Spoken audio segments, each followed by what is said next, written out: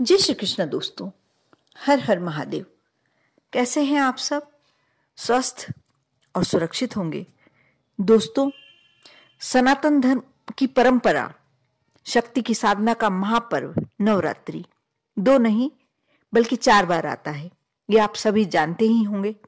हिंदू महीनों के अनुसार प्रथम चैत्र मास में पहली वासंतिक नवरात्रि, चौथे मास यानी कि आषाढ़ मास में दूसरी नवरात्रि, अश्विन मास में तीसरी नवरात्रि यानी शारदीय नवरात्रि और 11वें मास में यानी माघ मास में चौथी नवरात्रि आती है। इसमें माघ मास में पड़ने वाली नवरात्रि को माघ गुप्त नवरात्रि कहा जाता है और आषाढ़ मास में पड़ने वाली नवरात्रि को आषाढ़ गुप्त नवरात्रि के रूप में जाना जाता है। साल 2022 में पहली नवरात्रि माघ मास की शुक्ल पक्ष की प्रतिपदा यानी 2 फरवरी 2022 को पड़ने जा रही है। गुप्त नवरात्रियां जो होती हैं बहुत ही धार्मिक कारणों से भी बहुत महत्वपूर्ण होती हैं, साथ ही जो इनमें कुछ उपाय किए जाते हैं बहुत ही माँ को मनाने के लिए। हमारी जो भी समस्या हो, हमारे जीवन की जो जैसी भी समस्या हो, यदि हम इन 9 दिन में ये छोटे छोटे कुछ उपाय कर लेते हैं, माँ को यदि माँ की पूजन करके, माँ की अर्चना करके जो भी समस्याएं उनके समक्ष रखते हैं, हमारी वह सारी समस्याएं समाप्त हो जाती हैं। नवरात्रि में जहां देवी दुर्गा के 9 स्वरूपों की पूजन की जाती है दोस्तों, वहीं गुप्त नवरात्रियों में 10 महाविद्याओं की, माँ काली, माँ तारा, माँ त्रिपुरा सुंदरी, माँ भुवनेश्वरी, माँ छिन्नमस्ता, माँ त्रिपुर भैरवी, माँ धूमावती, माँ बगलामुखी और माँ मातंगी, माँ कमला देवी, इन्हीं की साधना और आराधना की जाती है। गुप्त नवरात्रि में शक्ति की साधना को अत्यंत ही गोपनीय रूप से किया जाता है। मान्यता है कि गुप्त नवरात्रि की पूजन को जितनी गोपनीयता के साथ किया जाता है, साधक उतना ही ज्यादा माँ देवी की कृपा साधक पर बरसती है।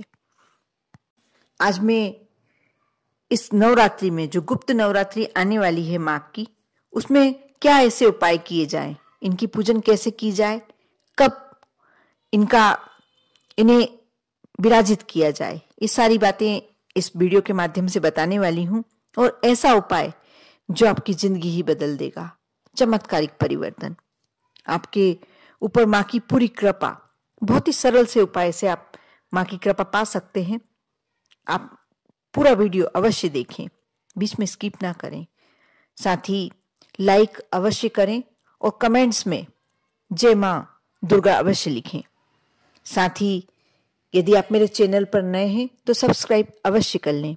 बहुत सारी जानकारियां जो आपके लिए जरूरी हैं मेरे इस वीडियो से आपको प्राप्त होगी। और यदि आपका कोई दोस्त, आपका कोई रिश्तेदार परेशानी में, तो अवश्य उनको ये वीडियो शेयर कीजिए। दोस्तों, चैत्र और शारदीय नवरात्रि की तरह गुप्त नवरात्रि में भी देवी पूजन के प्रथम दिन कलश की स्थापना की जाती है और पूरे 9 दिन तक सुबह शाम देवी की पूजन, पाठ, मंत्र, जाप आदि किया जाता है। माघ मास की जो गुप्त नवरात्रि होती है, इसकी साधना के लिए घट स्थापना होगी 2 फरवरी 2022 को प्रातःकाल 7:09 से 8:31 के अंदर यदि आप कर लेते हैं, बहुत ही शुभ रहने वाला है, अत्यंत शुभ रहेगा। गुप्त नवरात्रि के दिन साधक को प्रातःकाल जल्दी उठकर स्नान ध्यान करके देवी दुर्गा की तस्वीर या मूर्ति को एक लाल रंग के कपड़े में रखकर लाल रंग के वस्त्र, फिर चुनरी आदि पहनाकर रखना चाहिए। इसके लिए एक मिट्टी के बर्तन में जौ के बीज बोना चाहिए, जिसमें प्रतिदिन उचित मात्रा में जल का छिड़काव करते रहना होता है। इसके साथ मंगल कलश में गंगा जल, सिक्का आदि डालकर उसे शुभ मुहूर्त में आम्र पल्लव यानी आम के पत्तों और श्रीफल रखकर स्थापित करना चाहिए।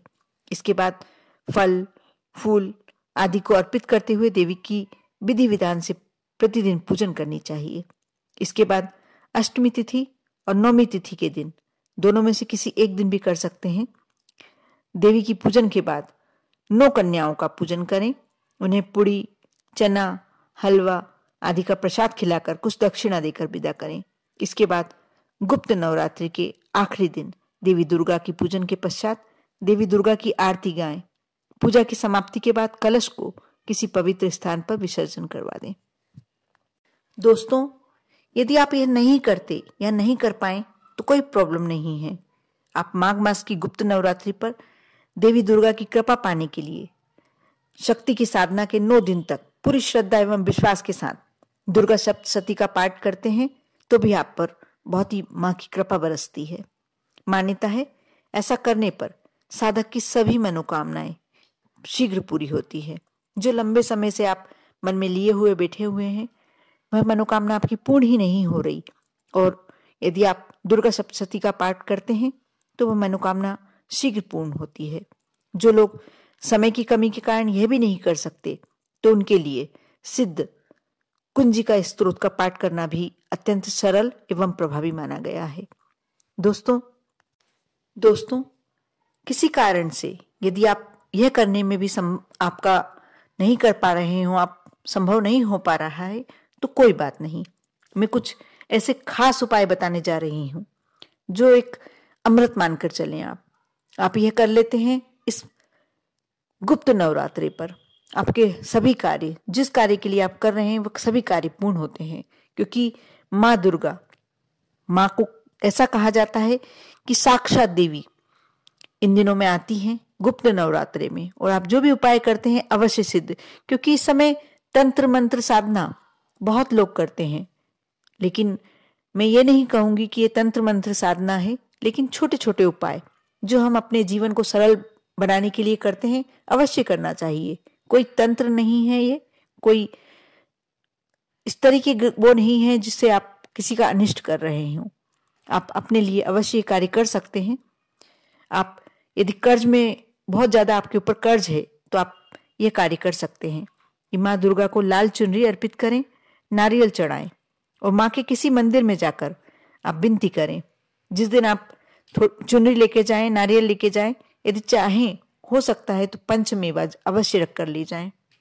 आप 9 दिन में से कभी भी कर सकते हैं, लेकिन यदि चाहें तो अष्टमी तिथि या नौमी तिथि को आप ये करेंगे तो आप जो भी आप पर कर्ज चढ़ा हुआ है वह समस्या आपके ऊपर से हट जाएगी। धीरे धीरे आपको कर्ज उतारने के रास्ते नजर आने लगेंगे, कमाई करने के नए स्रोत प्राप्त होने लगेंगे।